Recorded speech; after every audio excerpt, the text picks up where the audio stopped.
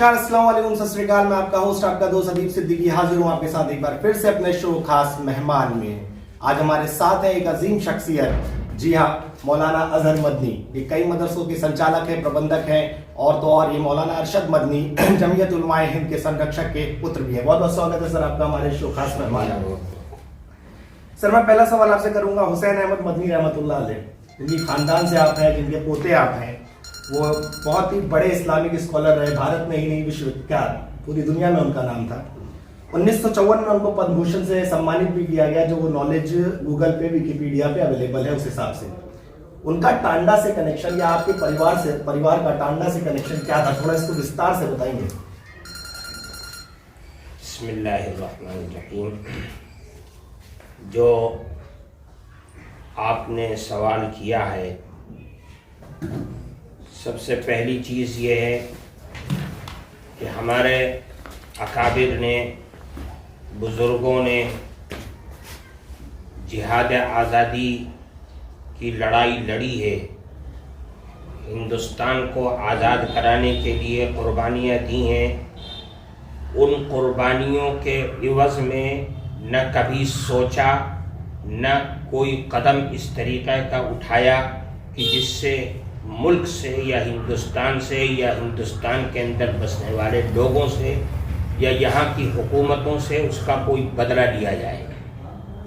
इसलिए ये जो आपने कहा है कि उनको नवाजा गया 1954 में, ठीक है, फैसला किया गया था, लेकिन उसका इनकार कर दिया और नहीं लिया कि हमने ये जिहाद आज़ादी या इसमें जो भी कुछ कुर्बानी दी है ये अल्लाह के लिए दिया है, अपने दीन के लिए दिया है, अपने मुल्क के लिए दिया है। हमने किसी भी किस्म का इनाम हासिल करने के लिए नहीं दिया है, न लड़ाई लड़ी है। दूसरी बात कि हमारा ताल्लुक़ टांडा से कैसा है, तो इस सिलसिले में ये समझना चाहिए कि हज़रत रहमतुल्लाह अलैह, हज़रत शेखुल इस्लाम रहमतुल्लाह अलैह, हमारे दादा परदादा और जितने भी ऊपर के ख़ानदान के लोग हैं, सब यहीं टांडा ही के रहने वाले थे।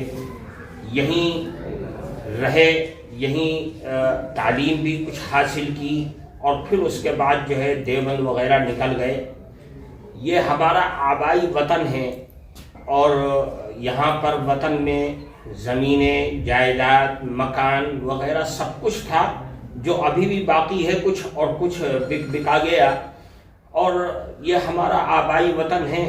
और अब ये जो नई नस्ल है उसने अपना वतन छोड़ा है, लेकिन हमारे बड़ों ने हमेशा इसको अपना वतन समझा है और वतन समझ करके यहाँ आना जाना, अइज़्ज़ा, रिश्तेदार सब होते रहे हैं और अब तक भी हैं, यहाँ पर बसे हुए हैं। उसी निस्बत से हम यहाँ पर आए हैं। हज़रत शेखुल इस्लाम रहमतुल्लाह अलैह के बनाया हुआ एक मकान था, उस मकान को घिरा करके यहाँ पर उन्हीं के नाम से एक दीनी दरसगाह कायम करने का फ़ैसला किया गया है, जिसका बेड़ा हज़रत मौलाना सैयद अरशद मदनी दामत बरकातहुम ने उठाया है। वो बनवा रहे हैं और इंशाअल्लाह यहाँ पर हज़रत शेखुल इस्लाम रहमतुल्लाह अलैह के नाम से एक तहफ़ीज़ुल कुरान की, एक कुरान करीम को हिफ्ज़ करने और कराने की दरसगाह कायम की जाएगी।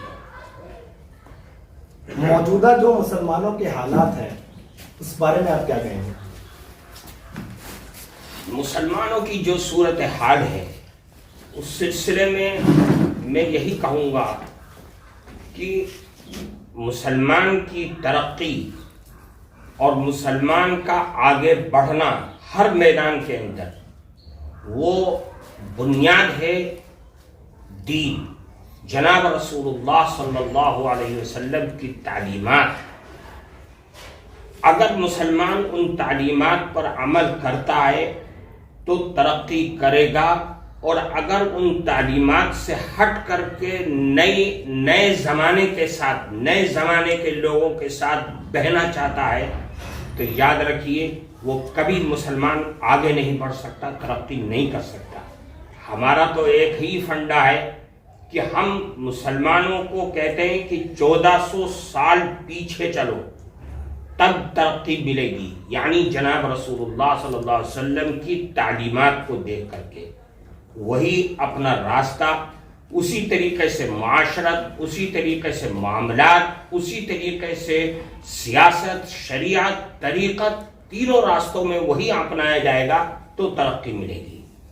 دنیا کہتی ہے کہ آگے بڑھو اور نئی روشنی کے ساتھ چلو، لیکن ہمارا کہنا یہ ہے کہ اس نئی روشنی کے اندر کوئی جان نہیں ہے، خصوصیت کے ساتھ مسلمانوں کے لیے ترقی دنیا اور آخرت کی وہ اسی میں ہے کہ جب ہم 1400 سال پہلے جائیں گے جناب رسول اللہ صلی اللہ علیہ وسلم کی تعلیمات اور حضرات صحابہ کرام کی زندگیوں کو دیکھتے ہوئے، تب ترقی کرے گی۔ سیاست کی بات کی آپ نے، تو کیا سیاسی طور پہ بھی مسلمان اس وقت کمزور ہیں؟ یہ کہا جا سکتا ہے کہ سیاسی اعتبار سے کمزور ہے، کیونکہ مسلمان ہندوستان کے اندر اس پوزیشن میں نہیں ہے اور نہ آج سے پہلے رہا ہے کہ اپنی سیاسی طاقت کو لے کر کے آگے بڑھے، کیونکہ فرقہ پرست طاقتیں یہاں پر اتنی مضبوط ہیں کہ انہوں نے سیاسی اعتبار سے، تعلیمی اعتبار سے، اقتصادی اعتبار سے مسلمانوں کو ڈھکیل کر کے اس مقام پر پہنچا دیا ہے کہ اب اس پوزیشن میں نہیں ہے کہ وہ اپنی سیاست کی تعمیر کو خود کھڑا کر سکے۔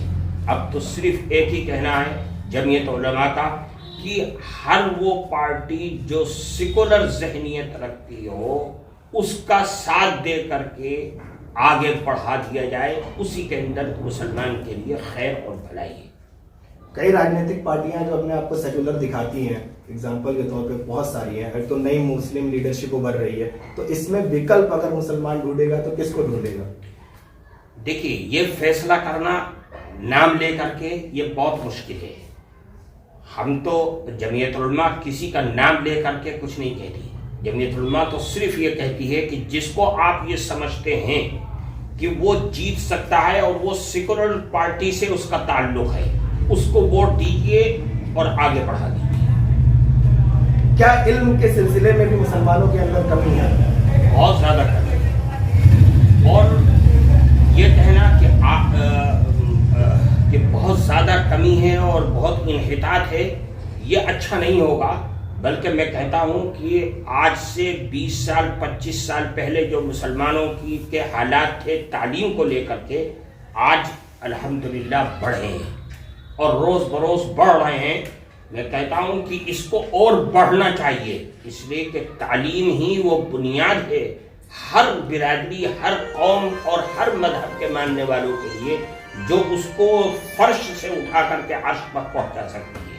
مسلمان کو فرقہ پرست طاقتوں نے اور ان کی ذہنیت رکھنے والوں نے تعلیمی میدان سے ڈھکیلا ہے، باہر کیا ہے، اور آج جو صورتحال ہے وہ سب کے سامنے ہے۔ اس لیے زیادہ سے زیادہ آپ کے اس چینل کے ذریعے سے میں یہ پیغام دینا چاہتا ہوں کہ کم کھاؤ، روکھا سوکھا کھاؤ، کم پہنو، لیکن اپنے بچوں کو تعلیم دلاؤ اور آگے بھیجو۔